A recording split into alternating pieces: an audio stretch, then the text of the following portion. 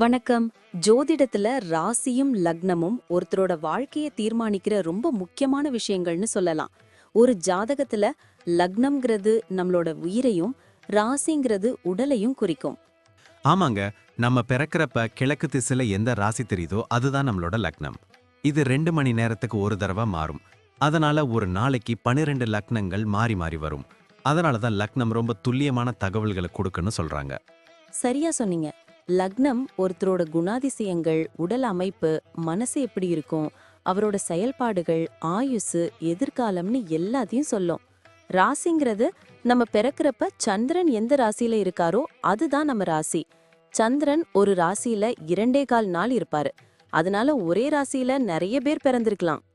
சந்திரன் மனசுக்கு அதிபதின்னு சொல்றதால ராசி நம்மளோட மனநிலை, எண்ணங்கள், உணர்வுகளை பத்தி சொல்லும்.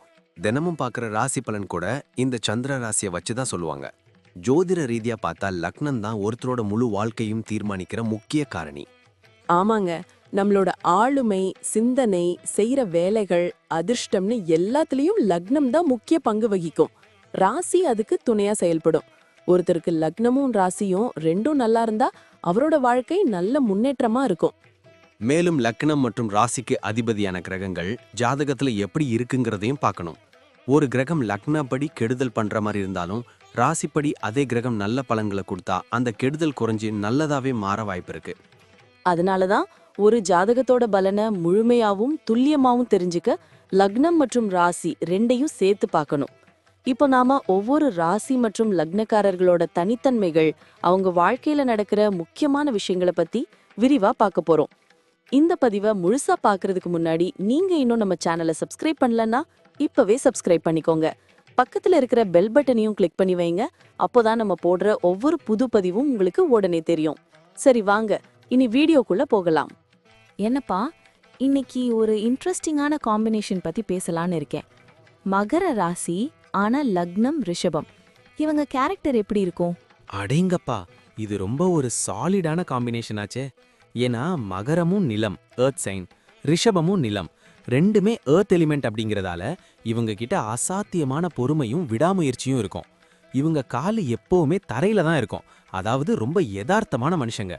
நிதானமா இருப்பாங்கன்னு சொல்ற. ஆனா இவங்க கிட்ட அந்த வசீகரம் இருக்குமா? ஏன்னா ரிஷபம் சுக்கிரனோட வீடாச்சே. கண்டிப்பா இருக்கும். ரிஷப லக்னங்கிறதால அவங்க பேச்சு ரொம்ப இனிமையா மத்தவங்களை ஈர்க்கிற மாதிரி இருக்கும். ஆனா அதே சமயம் மனசுக்குள்ள மகர ராசி சனியோட ஆதிக்கம் இருக்கிறதால வாழ்க்கையில எப்படியாவது ஒரு லட்சியத்தை அடையணுங்கிற வெறி ஓடிக்கிட்டே இருக்கும். வெளியே பார்க்க ரொம்ப சாதுவா தெரிவாங்க. ஆனா ஒரு காரியத்துல இறங்கிட்டா அதை முடிக்காம விட மாட்டாங்க. ஒரு பாறை மாதிரி உறுதியானவங்க. அப்போ இவங்க கிட்ட பிடிவாதம் கொஞ்சம் அதிகமா இருக்குமோ? ஆமா, அது ஒரு சின்ன மைனஸ் பாயிண்ட் தான். நான் நினைச்சது தான் நடக்கணும்னு சில நேரம் அடம் பிடிப்பாங்க. ஆனா குடும்பத்துல இவங்க ஒரு பெரிய தூண் மாதிரி.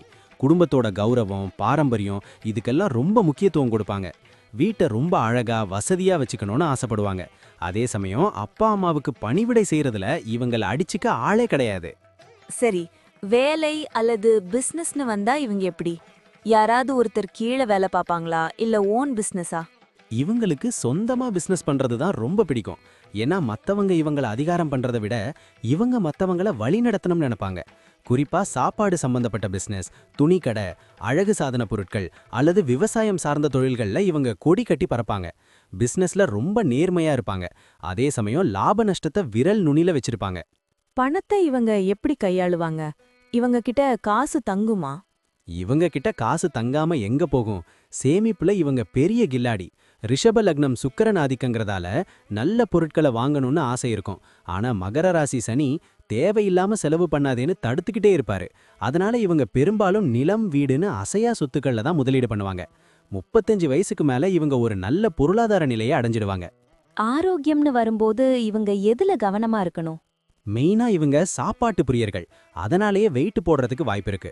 ரிஷபம் கழுத்து, தொண்டை பகுதியை குறிக்கிறதால அங்க அடிக்கடி இன்ஃபெக்ஷன் வரலாம். அப்புறம் மகர ராசிங்கிறதால மூட்டு வலி, கால் வலி வர வாய்ப்பு இருக்கு.